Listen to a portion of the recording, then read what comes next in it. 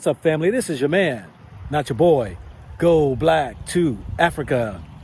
You know, I want to report this right here that the Democratic Republic of Congo is broadcasting the news that they are part of the children of Israel.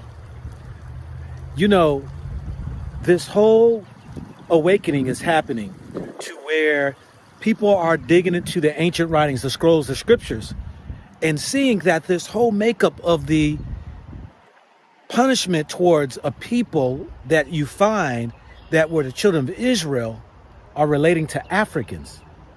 Check this video out, and I want you to look at it in its entirety and see what you find to be truth so that you can be equipped with information of knowing the history beyond than what was told to you.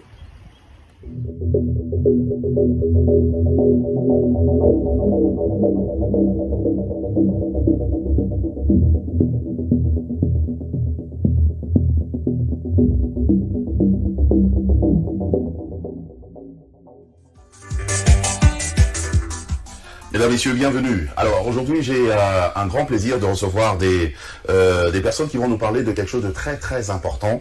La chose, au fait, c'est une chose qu'on ignore concernant justement les Juifs, les Hébreux. Et le saviez-vous que les Juifs étaient des Noirs? Est-ce que vous le saviez? Enfin, on va essayer d'en parler aujourd'hui avec nos invités qui ont accepté notre invitation. Il s'agit bien sûr du docteur Aké Dieudonné. Bienvenue. Merci, bonjour. Bonjour, et nous avons aussi le docteur King Fortuné, avec qui on a parlé d'ailleurs depuis très très longtemps. On préparait cette émission. Bienvenue. Merci. Voilà, alors je m'en vais directement, je pose la première question parce que c'est vraiment cette question-là qui va nous aider justement à avancer. Hein. Vous allez essayer de répondre tout le temps à deux. Je commence par docteur Aké. Vous dites que les Juifs, les vrais Hébreux sont des Noirs, les Africains. Non. Pourquoi?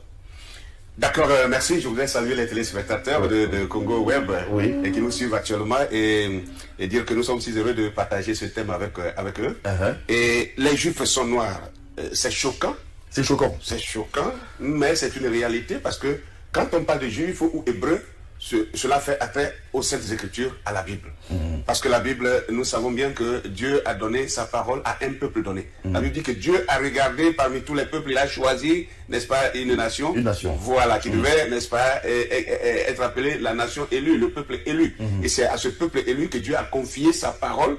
Et ce peuple-là s'appelle le peuple d'Israël. Et maintenant, nous disons aujourd'hui qu'Israël est un peuple noir. Et ça choque parce qu'il y a un peuple qui existe aujourd'hui. En Israël.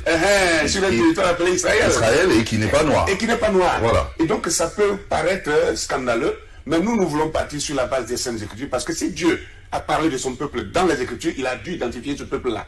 Il a dû identifier ce peuple-là. Que disent justement les Saintes Écritures? Premièrement, il faut d'abord enlever l'obstacle qui fait l'écran dans la mémoire des gens actuellement, parce que dès qu'on dit que les Hébreux sont noirs ou les Juifs sont noirs, directement tout le monde tourne ses regards vers Israël, en Palestine, et on voit que ce sont des Blancs. Alors donc on se dit, mais qu'est-ce que ces gens-là racontent là? Est-ce que ce n'est pas des hérésies là? Alors nous allons voir dans Apocalypse chapitre 2, le verset 9, Apocalypse 2, verset 9, qui nous dit quelque chose de très clair et de très précis. Je connais ta tribulation et ta pauvreté, bien que tu sois riche, et les calomnies de la part de ceux qui se disent juifs et ne le sont pas, mais qui sont une synagogue de Satan. Ça, c'est terrible. Dieu est en train de nous prévenir qu'il y a un peuple qui allait se substituer au peuple élu et qui allait se faire passer pour des Juifs et qui ne seraient pas des Juifs. C'est une imposture, ça. C'est une imposture, mais qui sont une synagogue de Satan, c'est-à-dire des adorateurs de Satan. Une synagogue, c'est un endroit où les Juifs se rassemblent pour adorer. Mais Dieu précise que ce sera les gens de la synagogue de Satan. Ça, c'est terrible. Et nous devons faire attention à cela parce que, alors là, si on ne fait pas attention, on risque de prendre le faux pour le vrai.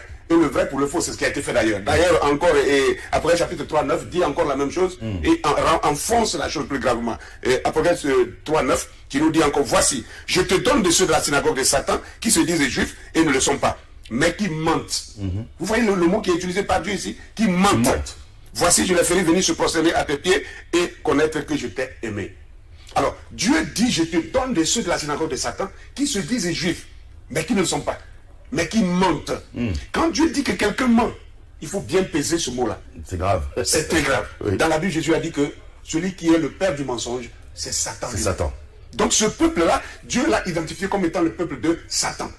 Voilà pourquoi ceux qui sont en Israël, d'abord à commencer par la langue qu'ils parlent, ce n'est pas l'hébreu, ils parlent le yiddish. Ça, ceux qui ne le savent pas, c'est de l'ignorance. Et le yiddish, c'est une langue germano-turque, mélangée des mots slaves. Okay. Deuxièmement, ces gens qui sont là-bas, ils se définissent comme étant des Ashkénazes, des Khazars et des Sepharas.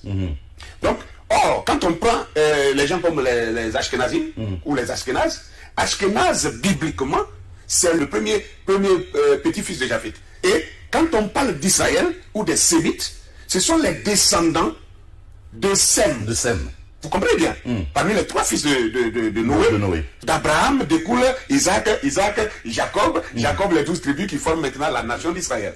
Donc vous voyez que pour être juif, il faut être d'abord un sémite. Or les Ashkénazes sont carrément de la lignée de Japheth. Donc ce sont les descendants d'Ashkénaz qui sont en Israël actuellement. Ok, donc sur base de ça déjà, c'est exclu. C'est exclu, ils sont hors sujet. Et maintenant les Khazars, prenons les Khazars. Les Khazars découlent d'un ancien royaume qui a existé entre le 4e et le 11e siècle, qu'on appelait la Khazarie, qui se situait au sud de la Russie et entre la mer Caspienne et la mer Noire. Et justement la zone de l'Ukraine actuellement. Vous voyez un peu. Et ce royaume-là, c'était des Turcs. C'était un peuple turc mélangé de Slaves et de Russes. C'était un peuple usurpateur. C'est-à-dire c'était un peuple qui agressait tous ceux qui passaient. Et donc, ils arrachaient leurs biens, ils les tuaient et ils prenaient leur identité. Okay. Déjà à l'époque, ils étaient déjà comme ça, des imposteurs. Des imposteurs. La Russie et l'Allemagne à l'époque et se sont mis ensemble autour du 7e siècle par là. Ils ont voulu leur faire la guerre pour les détruire. Et on leur a dit, vous choisissez une de ces religions ou alors on vous massacre. Et ils ont choisi le judaïsme. Je pose quand même la même question au Dr King. Allez, essayez de nous éclairer encore plus, de creuser encore plus, parce que le docteur Aké est parti déjà sur base de ce texte d'Apocalypse, et il nous a même parlé des enfants de Noé, il a même évoqué les 12 tribus d'Israël. Mais tout ça ne montre pas que le juif est noir. Oui. Ok, ben, je crois que c'est une situation, une question très, très complexe, et puis il faut avoir plus du temps pour développer, mais je pense que nous sommes ici pour donner quelques briefs. Premièrement, je vais prendre la notion de la numérologie.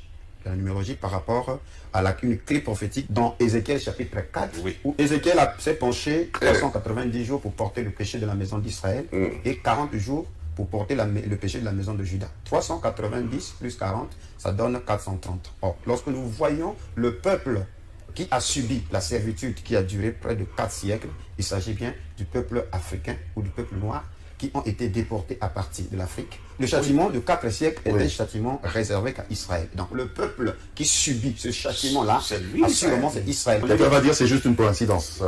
Il faut maintenant rattacher ces prophéties-là par rapport à ceux-là qu'on appelle les Juifs. Sinon, il faut commencer par régner la Bible. Pourquoi 400 ans de servitude? 4 siècles. Parce que selon Lévitique 26, le verset 18, quand Israël pécherait, Dieu devait les punir 7 fois. Et au verset 33 jusqu'au verset 34, il est dit, je vous disperserai parmi les nations, je vous arracherai de vos terres. Et dans Deutéronome 28, le verset 68, là, dans Deutéronome, il faudrait que les téléspectateurs prennent leurs notes, qu'ils étudient, qu'ils lisent calmement ce chapitre, comme dit mon frère ici, il faut le lire avec les yeux décolonisés. Il s'agit là des châtiments qui devaient toucher Israël en cas de désobéissance. Et le dernier châtiment, il est dit, et l'Éternel te ramènera sur des navires en Égypte, et tu feras ce chemin dont je t'avais dit, tu ne le verras plus. Là, vous vous offrirez en vente à vos ennemis comme esclaves, comme servantes. Donc, la servitude qui devait durer 4 siècles là précis, c'est la traite négrière selon Deutéronome 28, 68. Il devait revenir d'abord en Égypte. Et l'Égypte, c'est l'Afrique. C'est à partir de l'Afrique qu'il devait être vendu. Parce que le mot Mitzraïm, c'est aussi servitude. Parce qu'il ne s'agit pas de l'Égypte à l'origine. L'Égypte, ce sont les Grecs qui ont amené ça. Mesdames, messieurs, vous pouvez toujours laisser un commentaire, un message à ce numéro de téléphone. Je sais que là, dans vos maisons, ça bouillonne un tout petit peu. C'est vrai que moi-même aussi, quand j'ai appris ça, parce qu'on a eu à faire un briefing, ma tête avait bougé, donc on doit essayer de comprendre. This is your man, not your boy. Go black to Africa. Think about it, think about it, think about it, think about it, think about it, think about it.